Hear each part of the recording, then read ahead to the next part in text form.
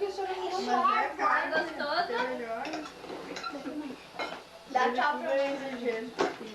Márcia. O que é isso? Eles conseguem afirmar. Plantei, tomou. Tá, filho, ó, então. Engraçado, lá em cima não tem suco também. Ué, e a torneira não sabe o que é? Hã? A torneira. Não, mas onde tem suco lá em cima, não sei. Dá tchau pra ti. Uma xícara lá, E cheia. o tretinho. Tchau. Tinha Toma. beijinho pra tia Márcia. Toma, filho. Suco. As crianças do... Guaraná. Tá, ó, Marquinhos. Deu, né?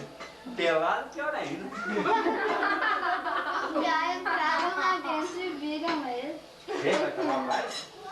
É um bonito, né? Por comer. É. Eu achei que nem iam gostar por causa que tava morno. Olha ali a Gabi, a É Gabi que fica ali. não deixa assim. Fica aqui, gurinho. Vamos falar com a Gabi, vamos falar com a Gabi. Vai pegar. Ah, mas deixa eu gostar.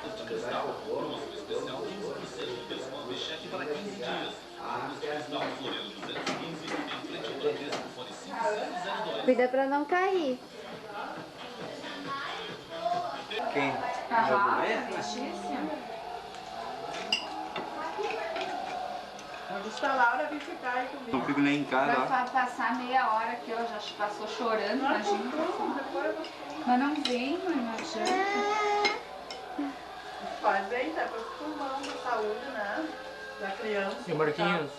Passa o tempo também que sai das Mas fazendas, cedo, da Felipe. novela, pra Olha, tirar ó. o ar puro. Olha lá pra E ti. começa a sobrar. Eu vim posar, É bom Come então, come, mata pra ti. Cuidado, Marquinhos, tu cai daí. tirar o ar puro, as crianças. Vamos amarrar o pezinho da Laura.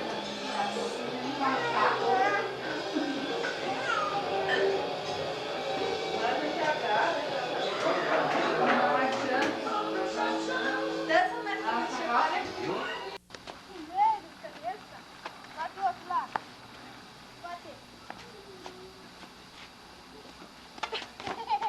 É, que foi a bola. Chuta aqui. Opa. Ai, que marquinhos, hein? Bate.